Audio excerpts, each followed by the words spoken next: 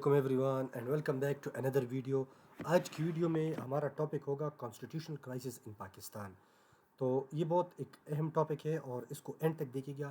دیکھیے پہلے سمجھیے کانسٹیٹیوشنل کرائسس کو.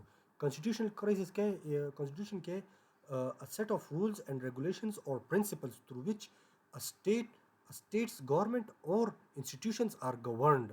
تو یہ بیسیکلی وہ رولز ہوتے ہیں جس کے تھرو جو ایک اسٹیٹ کے یا انسٹیٹیوشنس کے رولز پاورز اینڈ فنکشنز کو ڈیفائن کرتے ہیں کہ وہ کس طرح چلتے ہیں یا ان پہ جو ہیڈز مقرر کیے جاتے ہیں ان کی اپوائنٹمنٹ کی طریقہ کار، یہ سب اس کو کانسٹیٹیوشن کہتے ہیں.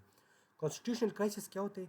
کانسٹیٹیوشنل کرائسس وہ ہوتے جب اس پہ عمل نہ کیا جائے یا ایک پارٹی یا ایک بندہ اپنی مرضی کے مطابق اس میں امینڈمنٹ کر کے اور اس کو چلائے، تو اسے کہتے ہیں کانسٹیٹیوشنل کرائسس. تو آج ہم ڈسکس کریں گے کہ یہ کون سے اس کی امپیکٹس، اس کی کازز، اور یہ ہم ڈسکس کریں گے اس ویڈیو میں. تو چلیے اپنی اسکرپٹ کی طرف چلتے ہیں. اچھا، سب سے پہلے ڈسکس کریں گے ہم what is constitutional crisis. Constitutional crisis کیا ہوتے ہیں، یہ کب ہوتے ہیں؟ یہ تب ہوتے ہیں جب کانسٹیٹیوشنل رولز جو ہوتے ہیں، اس کے جو رولز ہوتے ہیں ان کو یا تو نظر انداز کیا جاتا ہے یا ان کی خلاف ورزی کی جاتی ہے. یعنی جو رولز ان میں مینشن ہے اس کے برخلاف وہ کام کرتے ہیں، یعنی اس کے مطابق نہیں کہ اس کے برخلاف وہ چلتے. تو اس یہ کی وجہ یہ بھی ہے. دوسرا ہے کہ state institutions come into conflict. تو اسٹیٹ کے جو انسٹیٹیوشنز ہیں وہ ایک دوسرے کے ساتھ ٹکرار میں آ جاتے ہیں کہ یعنی ہر کوئی اپنی مرضی کے مطابق اس کو ایڈجسٹ کرنا چاہے. تو ایک دوسری وجہ یہ بھی ہے. تیسری وجہ ہے دیر از انسرٹنٹی اباؤٹ لیگل اتھارٹی. تو جو لیگل اتھارٹی ہوتی ہے اس کے مطابق تشویش ہوتی ہے کہ کون سنبھالے گا یا کس طرح ہوگا. تو یہ بھی ایک تیسری وجہ ہے. Such crisis arise due to power struggles between institutions. تو یہ جو بڑے انسٹیٹیوشنز ہیں ان کے درمیان پاور اسٹرگل کا ایک نتیجہ ہے، یعنی ہر کوئی اپنی پاور ایکسرسائز کرنا چاہتے ہیں کانسٹیٹیوشن پہ یا ایک اسٹیٹ پہ. اچھا، تو causes of constitutional crisis. Causes کے سب سے پہلے آتے ہیں پولیٹیکل انسٹیبلٹی. پولیٹیکل انسٹیبلٹی جو جب ایک گورنمنٹ یعنی ایک نہیں بلکہ گورنمنٹ بار بار تبدیل ہوتی یا ان میں انسرٹینٹی نہیں ہوتی یا ان کی کوئی ویکنیس ہوتی ہے، تو ایک وجہ پولیٹیکل انسٹیبلٹی بھی ہے. ایک کازز یہ بھی ہے. دوسرا کاز یہ ہے کہ ویک ڈیموکریٹک انسٹیٹیوشنز. تو یا تو institutions fail to function independently, ان پہ اوپر سے دباؤ ہوتا ہے، یعنی دوسرے پاورز کا دباؤ ہوتا ہے اس پہ کہ تم وہ اپنی مرضی سے کام نہیں کری، ہماری مرضی سے کام کرو گی. دوسرا تھا civil military imbalance. Power struggles between civilian leadership and military have played a major role. یہ ایک امپورٹنٹ پوائنٹ ہے اور موسٹ آف دا ٹائم یہی ہوتا ہے. اس میں زیادہ تر اور بھی ہوتے ہیں لیکن یہ بھی ہائی لائٹ کیا جاتا ہے. دوسرا ہوتا ہے جوڈیشل انٹرونشن. جوڈیشل انٹرونشن بھی امپورٹنٹ ہے. جوڈیشری کا بھی پولیٹیکل میٹرز میں اور ان چیزوں میں بہت ہاتھ ہوتا ہے. وہ بھی اپنی یعنی کچھ فیصلے وہ بھی اپنی من مانی کے مطابق کرتے ہیں. تو یہ 3-4 کازز تھے کانسٹیٹیوشنل کرائسس ان پاکستان. پھر آتے ہیں major constitutional crisis. Major crisis کون سے تھے؟ ایک تھا 1958 کا کرائسس، 1956 میں آئین بنا تھا. ایک تو 1947 میں جب پاکستان آزاد ہوا تھا تو تقریباً 9 سے 10 سال یا 9 سال تقریباً پاکستان کا کوئی کانسٹیٹیوشن نہیں تھا، بلکہ گورنمنٹ آف انڈیا ایکٹ 1935 کو لاگو کیا گیا تھا اور یہی چلتا رہا.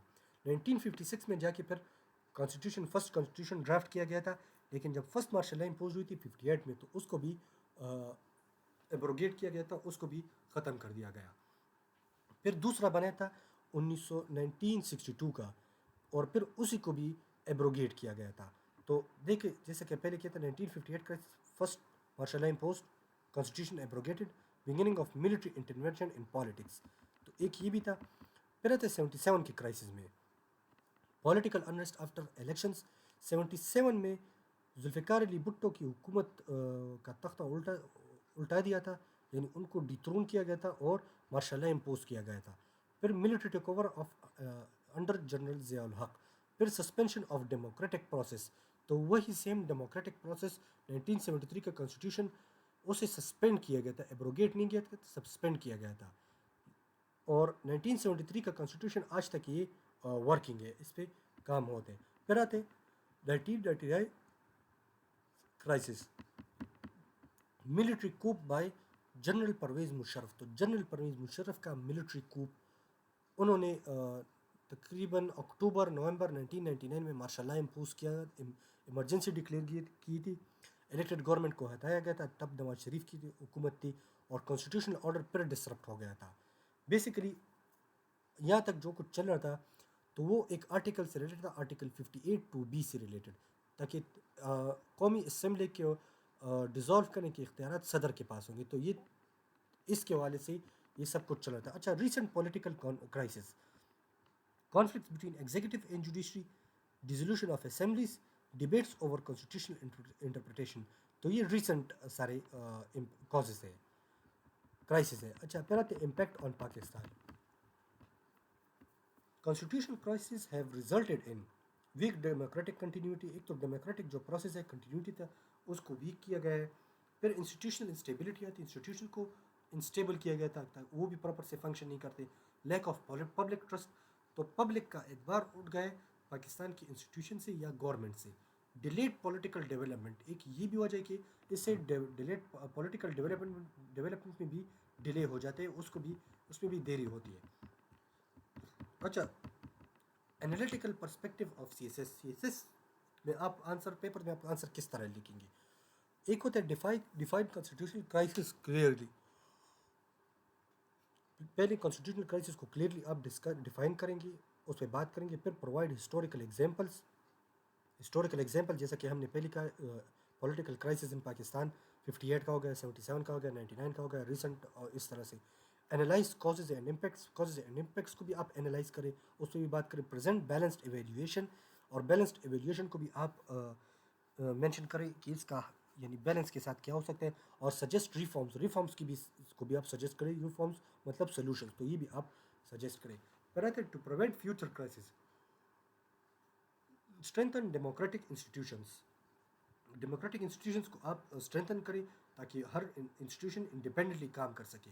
انشور رول آف لا کو آپ انشور کریں تاکہ رول آف لا کو کام چل سکے. مینٹین کانسٹیٹیوشنل سپریمیسی، کانسٹیٹیوشن سب سے پہلے اور اس کی کوئی یعنی خلاف ورزی یا سسپینشن نہیں ہوگا. پروموٹ پولیٹیکل اسٹیبلٹی، یہ صرف پولیٹیکل اسٹیبلٹی سے ہی آتے ہیں. تو یہ تھی آج کی ہماری ویڈیو کانسٹیٹیوشنل کرائسس سے ریلیٹڈ، اور اس میں نے تقریباً تمام جو ایک بریف سی ہسٹری تھی اس کی کازز امپیکٹس اس کو ڈسکس کیے. تو امید ہے آپ لوگوں کو پسند آئی ہوگی. اگر ویڈیو اچھی لگی ہو تو لائک اور شیئر کریں، اور کمنٹس میں اپنی رائے ضرور دیں. آج کے لیے اتنا ہی، ملتے ہیں نیکسٹ ویڈیو میں، تب تک کے لیے اللہ حافظ.